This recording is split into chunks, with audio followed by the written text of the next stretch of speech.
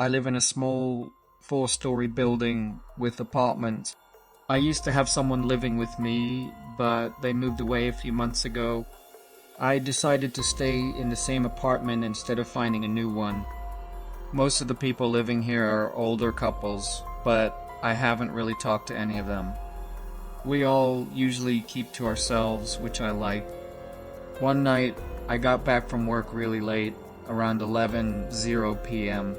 It was quiet as I went up the stairs to my apartment. But when I turned the corner into the hallway, I saw a man standing at my door. He saw me too and quickly said sorry, saying he got confused about which door was his. Then he went into the apartment right across from mine. I'd never met or seen him before, but since he lived in the apartment across from mine, I thought maybe he got mixed up, especially if he was new. It was still strange though. I didn't understand why he was just standing there if he thought it was his door, or why he suddenly knew he was wrong when he saw me. Anyway, I went inside and locked my door, feeling unsure about the whole thing. It was really late, and I was tired, so maybe I should have been more worried, but I just didn't have the energy. I quickly made some food, then sat on the couch and watched TV. About 30 minutes later, I heard something outside my door. I heard a quiet shuffling sound like something was against my door. I got up and listened, then opened it, but no one was there. I peeked into the hallway but saw no one, though I heard footsteps going down the stairs. I went back inside and closed the door. Maybe I was overthinking, but I started to worry that the man from earlier might have been listening at my door. It would explain the shuffling and how he left when I came out.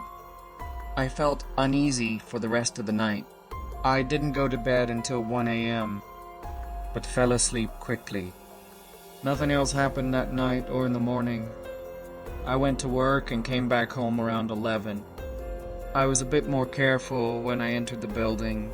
I walked up the stairs and looked down the hallway, but nobody was there. Still, I felt uneasy seeing the empty hallway, and I didn't know why. I hurried inside and locked the door, but when I turned around, the man from last night was right there standing in my bedroom doorway. He told me to be quiet and follow him to the living room. I tried to escape, but he grabbed my arm. I managed to open the door and yelled as loud as I could. He tried to cover my mouth but failed, so he let me go and I ran downstairs. I heard him leaving too. I went to my car, drove away and called the police. When the police arrived, the man was gone. I told them he lived across from me, but that apartment was empty. He didn't live in our building at all. I don't know how he got in or why he was in my apartment. I hope I never find out. But with him still around, all I can do is hope he wasn't after me specifically.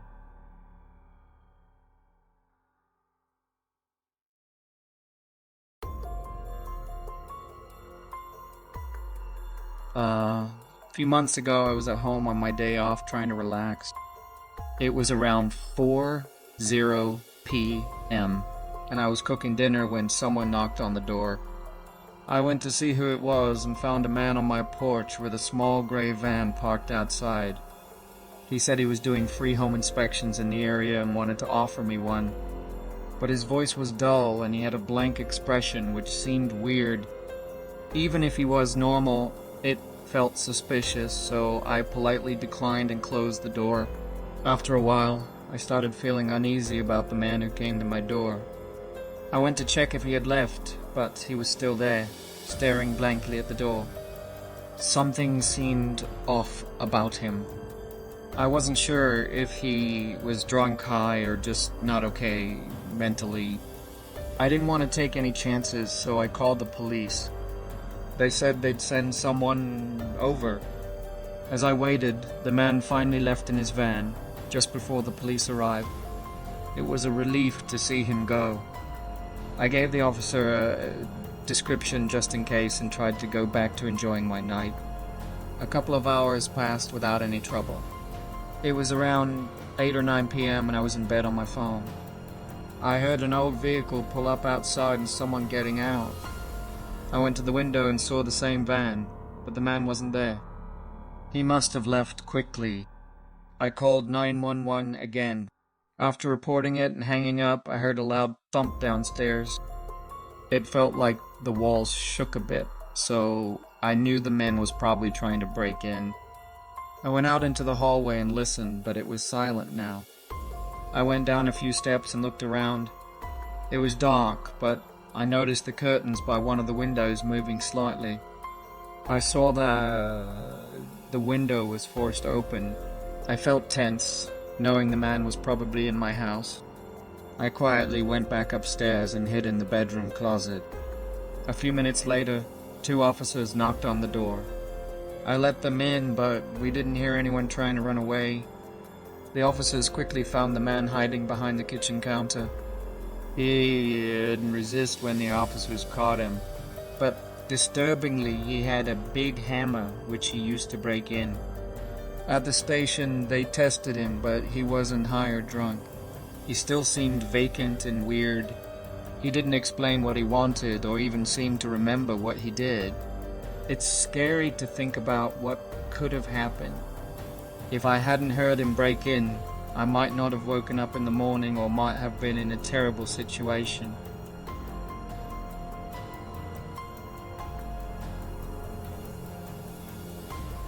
I work overnight at a gas station in our small town.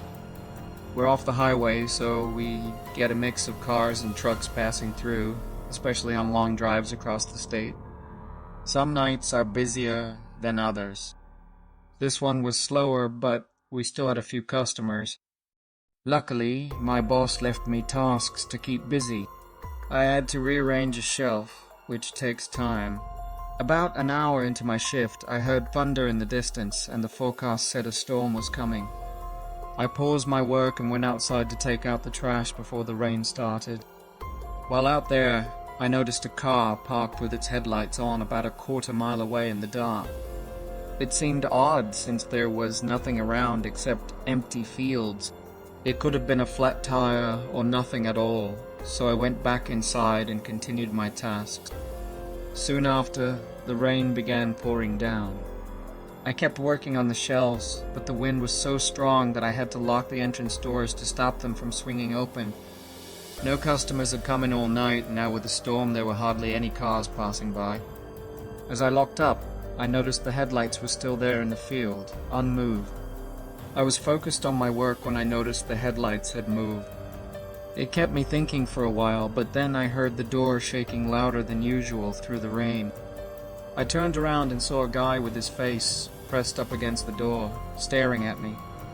He looked around 40 with a hood over his head and a tired expression. I unlocked the door and commented on the bad weather, but he didn't respond. He just stood there, water dripping from his face. Then he walked past me and started browsing the aisles like a regular shopper. I was puzzled by his behavior, so I stayed behind the counter and waited for him to finish. After a few minutes, he glanced at me a couple of times before leaving. He didn't steal anything, he just wandered around and left. It was really strange, especially considering the weather. I couldn't help but feel a bit creeped out, wondering why he bothered to come inside at all. I glanced out the window and saw him walking past the gas pumps and onto the road. He stopped on the corner, and then the headlights down the road started moving toward the gas station, stopping next to him. As I watched, the front doors started swinging open again, reminding me to go lock them. I watched as the guy walked back towards the gas station and the car followed, pulling into the parking lot. They parked by the front, and another man stepped out of the car. Both of them then walked up to the door. The first man tried to push it open, as if expecting it to still be unlocked, but he got angry when it didn't open. Even though I was only a couple of feet away, he banged aggressively on the door while glaring at me. This wasn't normal customer behavior, so I knew something was wrong. I quickly triggered the alarm to alert the police, then watched as they both tried to kick the door down for a few minutes before driving off in their car.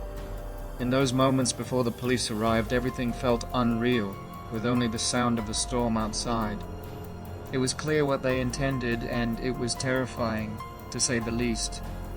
If it hadn't been stormy that night, and the wind hadn't been blowing the doors open, I might not have even locked them. That would have made it easy for them to walk in and I would have been helpless. It could have been a regular robbery, but they might have tried something worse. Sadly, they were never caught, so I still get nervous on overnight shifts.